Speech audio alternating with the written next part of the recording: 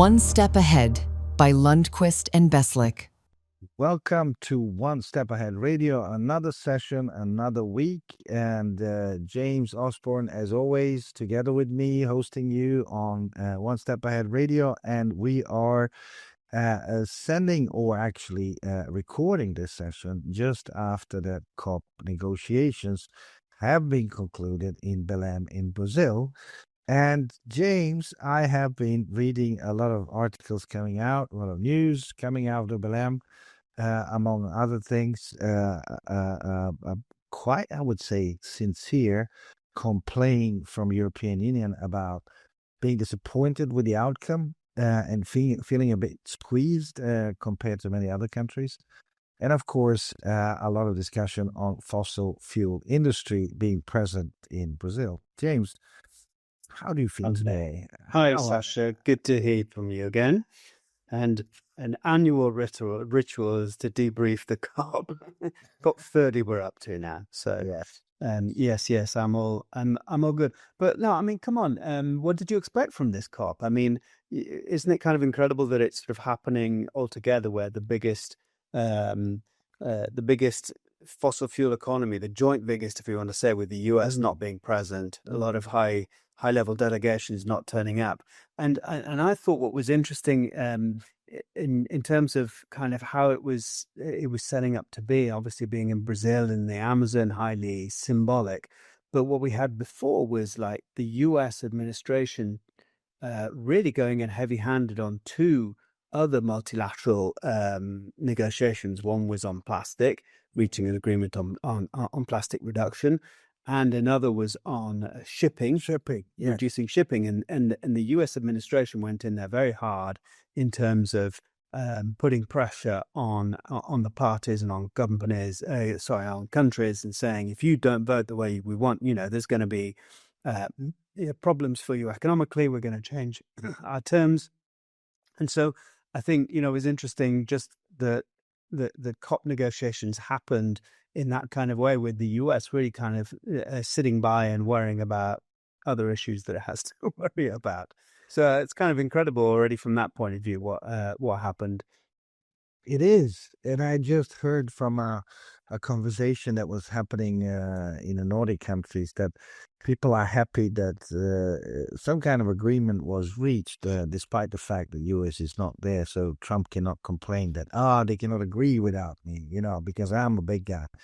But the agreement is quite a tough one from sort of making climate change a less physically violent on humanity, because the extraction of fossil fuels will most likely increase going forward. And I was reading some of the reports coming out of these negotiations where people were saying that there were more fossil fuel lobbyists present at this conference than representatives from countries that are actually negotiating, which made me a bit sad. But this is something we know from earlier COP in the Middle East. The COP before this one was also one of them. In Azerbaijan. Yeah. So, I mean, however you turn this around, somehow this is the biggest fossil fuel conference in the world,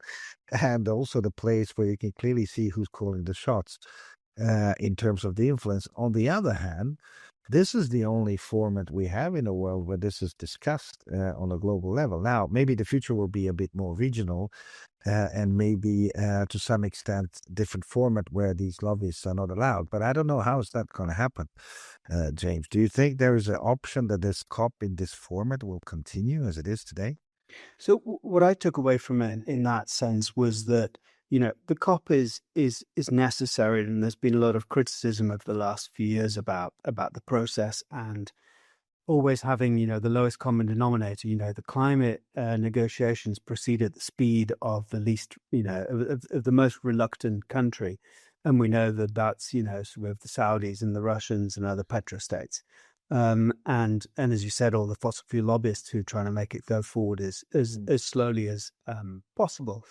But we have no other system, right? So that is the only global meeting where almost everyone turns up and has the opportunity to negotiate mechanisms, processes, and have a once a year hash it out. I think it's, maybe our mistake to keep on thinking that somehow every year something's going to come out of it, right? Yeah. That every year that kind of a forum is going to be conducive to pulling out sort of progress. And what's happened is that the Brazilian presidency has put forward, there's these two different initiatives in terms of working out roadmaps, as they call them, and one particularly on phasing out fossil fuels and saying, you guys who will agree, it's like 80 or so countries that signed up to do that, say, well, you have to take that on in another form, in another format, forum, or whatever it is. So we're seeing this kind of fracturing, but big fractures at the moment. So we've seen that as a kind of important change in kind of the trajectory, and it therefore kind of contextualized the COP. The COP is kind of the one big meeting where everyone gets together and we have this kind of bit of a showcase, sort of arguing with each other, and we all know what, whose side everyone's on. And then, maybe the real work gets done and progress done elsewhere, driven by technology and economics and interests of, regional trade and so on, and desire to decarbonize our economy because people think that's the right thing to do. Yeah, and I completely agree with you. I don't think that any big major shifts will happen. I mean, it's almost like the signals that COP is generating are the ones that are calculated in for the businesses and politicians around the world. But in fact, the real job is happening behind the lines. Companies are doing what they need to do in most of the cases, and a regional sort of a development is going to happen anyway because of the consequences that are generated by climate change. Now, and I think, sorry, just very, very briefly, the last thing that we mustn't forget to mention is the whole adaptation issue. And I think the COP will turn to that more than anything. This question of, the sort of the funds that the developed world are going to make available to those who are suffering on the front line. I think in the coming years, already it's very tragic what's happening in some parts, and that kind of call for justice in terms of who's contributed to climate change. I think that's going to become kind of the main issue at the COPs rather than the mitigation side. I think you're right about that, because you can actually see it even on a business side. I was just reading the information that in many insurance companies around the world, in terms of the adaptation, are starting to do consultation businesses with their clients in order to help them to adopt to these changes. So the insurance premium will be, substantially lower over time, and companies that are clients to insurance companies will be benefited by this. So you have the adaptation. It's probably it's a necessity, but it's also one of the drivers for many businesses and activities going forward. And I was thinking about something else that sort of came across in COP that I know that you've been looking at. And this is the whole discussion about CBAM, which stands for Carbon Border Disclosure Mechanism, whatever it is, adjustment mechanism.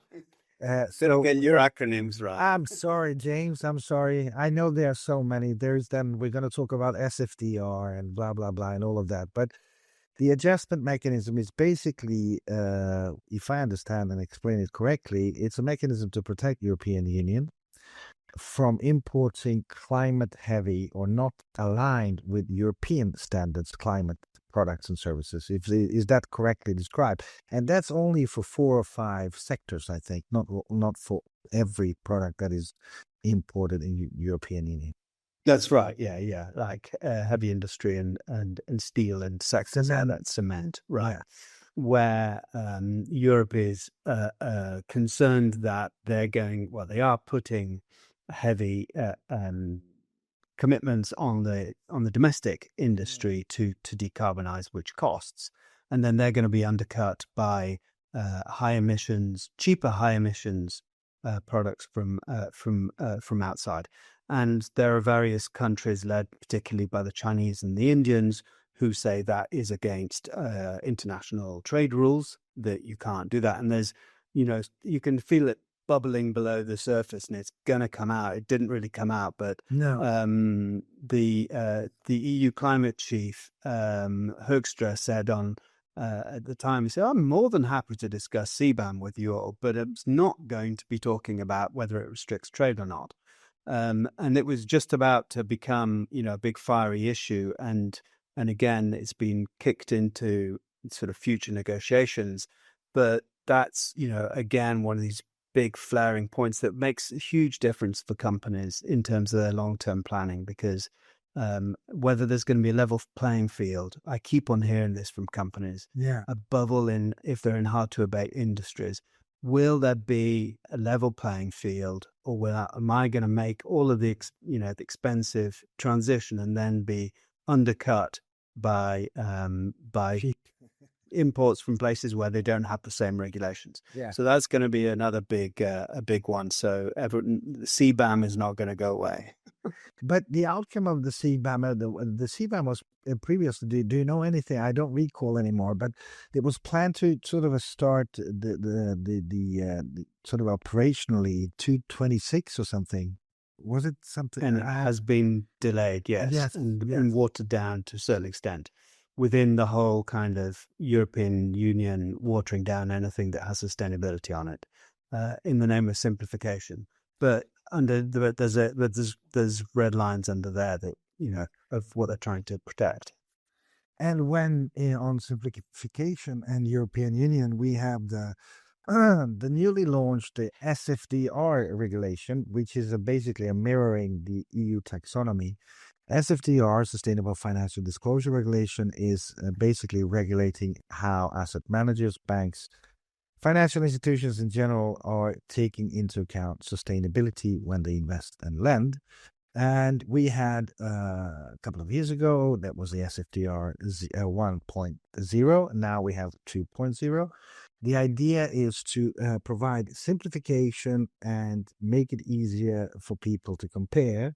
Now, with that said, many other things need to be said, and that is that European Union has, in this version of 2.0, taken away a lot of other, I would say, requirements on asset managers in terms of doing things properly and taking accountability for issues like human rights, or definition of sustainability has been taken away as well.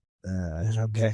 So the what is sustainable has been taken away, and I think it has to do with the fact that European Union is, of course, trying to do its utmost to protect its borders and its countries.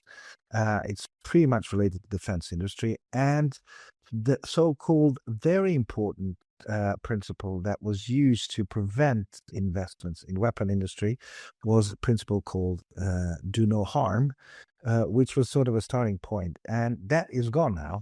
So it's been taken away.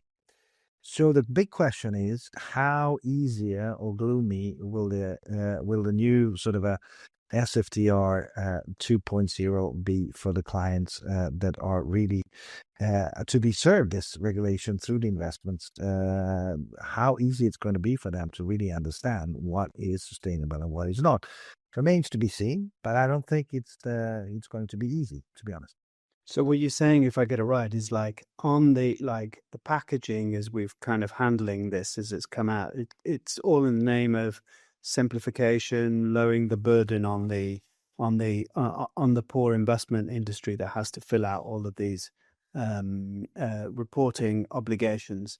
But underneath is suggesting there's been changes that might undermine the whole concept of sustainable finance. Yes, and I think it's going to be also very interesting to see how the enforcement mechanism to follow this sort of a new regulation will look like, and what's the capacity of financial regulators across Europe to really make sure that greenwashing, which was endemic even during the SFDR 1.0, will stop, or at least slow down, because a lot of what is offered on the market today under the umbrella of sustainable or ESG investments is not necessarily that very thing. So just to give an example, there are investment firms that in various ways could classify a fossil fuel company into Article 9, which was a dark green fund. Wow. under the regulations we had previously. Sure. Now, with the new one, it's going to be interesting to see how the ingenuity, or how the genius of invention within the financial industry in terms of packaging, Which is endless.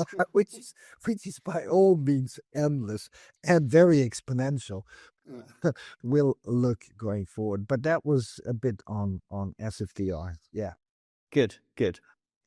What else? Have you got anything else on your horizon this week? Just before we end, I mean, it's for me, it's very interesting to see this enormous investment, I would say, spree in nuclear energy around the world. I mean, the US has, throughout this year, invested $80 billion in small modular reactors and all kinds of nuclear energy inventions. And Japan is also restarting its biggest nuclear power plant in the basically under the sort of assumption. It's not actually assumption. It's a need to provide energy, especially for the AI related energy needs in Japan. But in the rest of the world, including the US, which is the biggest AI sort of a country right now, of course, the energy needed to fuel the development of AI will just continue.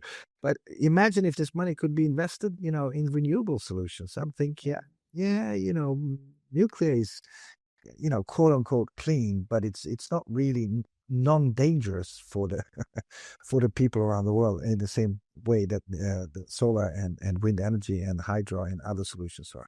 Yeah, we only have to think back to what that means in Japan just to put it into context of Exactly. And being in Japan and working in Japan, these discussions with Japanese professionals, people that I know, are often very, they're very quiet and very sensitive, because people are not really for it, but they also see the need for Japan to tackle the increasing energy demand. And another topic that is not really discussed worldwide in relation to Japan is that the investments in renewables in Japan are fairly flat. So something needs to be done. And the government in Japan and many other governments are now thinking about nuclear. So, James, atomic future, that's what we're going towards. That's what next 10 years is all about, maybe 25. Okay, well, 10 years on from the Paris Agreement. That's where we've come to, which is an interesting detour that nobody if you thought 10 years ago, debriefing the Paris Agreement, say, where do you think we're going to be in 10 years' time?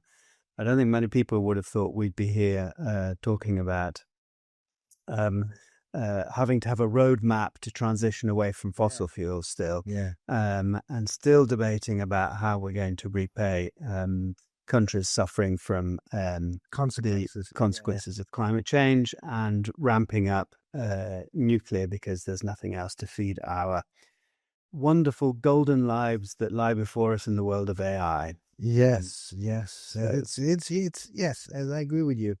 But maybe if we fast forward this 10 years, I wonder what kind of discussion we're going to have in 10 years from now. Hopefully, we will be able. That's a good question. That's interesting. Yeah. James, again, as always, many thanks for taking time and participating in One Step Ahead Radio. Thank you all for listening, and we will be back next week. James, thank you once again. Thank you, Sasha. Thank you, everybody. Goodbye. Bye-bye.